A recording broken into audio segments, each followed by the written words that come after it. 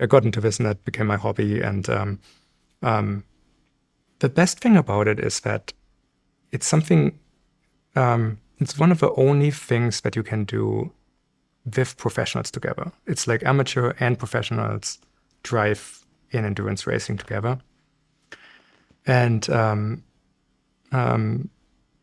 yeah, I'm racing cars that are these high downforce cars. They're called Le Mans prototypes, LMPs, LMP2s to be specific, which is the top class of amateur, like pro-am amateur class as an amateur. And yeah, Daytona 24 hours is the biggest race I've done. I am planning to do the 24 Hours of Le Mans this year, which is the largest race in the world. That's awesome. And I just love it. That's awesome. I mean, it seems like you talk about a lot about risk, calculated risk. It's in my outline several different times. I mean, what do you say to people that go through life always playing it safe? Yeah. Curious what you do, because it seems like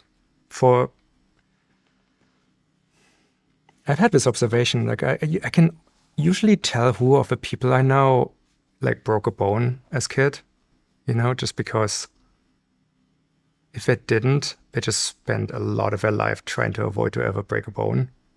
And the ones who did kind of know that it's kind of, it sucks, but it's not that big of a deal. And I think ultimately it's better to break a bone at some point as a kid when you heal pretty quickly. And then afterwards, I think people make too much of risk. I mean, it's clearly a factor, but like to avoid risk, you have to be careful. But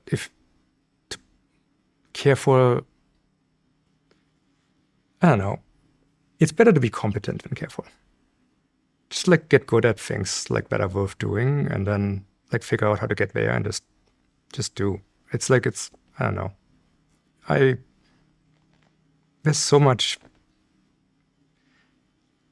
like the total possibility space for a company of moves that are good or ideal, that don't also have a good deal of risk.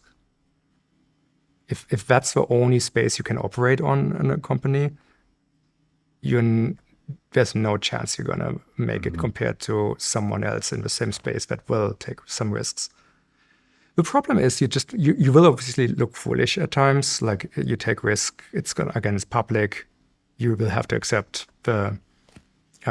something doesn't work. And you do, and you move on. And you do that once or twice, and then you realize, well, that's not so bad. Just like we're breaking the bones, and then you have so many more possibilities in front of you. And so with hobbies, it's kind of the same. Just have to take some risks. And I like adrenaline, and so I suppose it helps me. Like I call racing Zen Buddhism at 300 kilometers an hour, or whatever, 200 miles, I suppose. Almost. It grounds me and I can focus. Well, Toby, we're wrapping up the interview. I know you got a flight to catch, so I just have a couple of questions left. One of them being for future entrepreneurs, for people that are on the edge right now, wanting to quit their job, wanting to take a stab at entrepreneurship, find their freedom.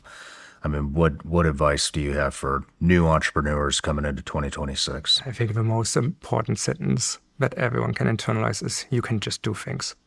I love that sentence. I love that that's a meme. That's a kind of sentence that is sort of whispered amongst entrepreneurs and entrepreneur get-togethers in the past. And now it's like trending on social media. And I think this is one of the best things that can possibly happen. Just honestly, like reps. I was talking with a while ago with like one of our customers, entrepreneurs, is a company called Gymshark, which I think a lot of people have heard about. And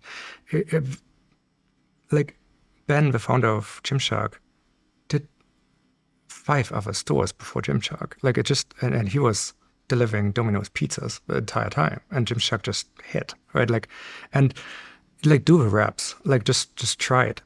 The thing that people need to understand about entrepreneurship is like the failure case is not failure.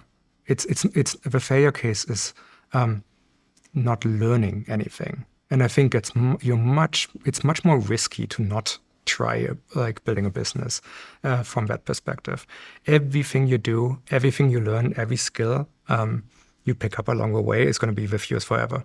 And the experience you do, even if a thing doesn't automatically plan out, is something that you're going to bring to literally every task you'll ever do. This is the wonderful thing about is our intuition is underrated. Our intuition is our entire past, all our life's experience rolled out for us, brought to the moment to try to make the best possible choice for the conundrum in front of us. And if that involves what it's like to start something, to build something, to negotiate deals, to potentially have employees, to be responsible for someone's livelihood, if any of those things are in your past, you just will make a lot of quite valuable decisions with more accuracy afterwards and higher competency. And so I think it's incredibly valuable as a pursuit. And what you know, it might actually work. You know, it just turns out that unless you're trying to build like a business that is sort of another version of something that someone else has already done without many modifications, if that's what you're doing, that's pretty busy space. Mm-hmm. But again, on the internet, you need to find your 1,000 true fans. That's it. That's the job. If you build something that 1,000 people will be deeply into, you'll figure out how to build this as a sustainable business afterwards.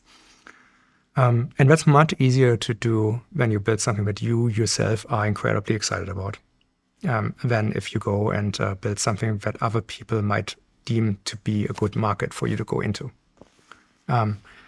And I've seen this over and over and over again, that the best businesses on the system and in general in the world are things that solve problems that the entrepreneurs that, just like they spoke to them. They found like there needs to be founder product fit more than there needs to be product market fit. I think founder product fit is actually one of those things that I think is often overlooked. And I'm obviously incredibly privileged and lucky here because I found it very, very early. Again, you find your gift, hopefully, if you're so lucky. You then develop your gift and cultivate the skill set, as I did with programming, and then and with building commerce software, and then you figure out a path to giving it away, which if then other people deem that of value and pay for it, which again is one of the most sincere ways of appreciation and a vote for everything you've built. If that all comes together, you have a business that can sustain you, and then you can see where it goes. And some of these journeys just go pretty far, and or in fact never end, which is the best. Like the best thing to encounter is one of those problems that you deeply care about, trying to solve it, but you can't because it's like infinite, and you just like get to keep doing it. And I think that's really amazing when it happens. Yeah. And all of us is locked away behind entrepreneurship. So it's best to just get the reps. No matter where you're watching Shawn Ryan Show from, if you get anything out of this, please like, comment, subscribe, and most importantly, share this everywhere you possibly can. And if you're feeling extra generous, please leave us a review on Apple and Spotify podcasts.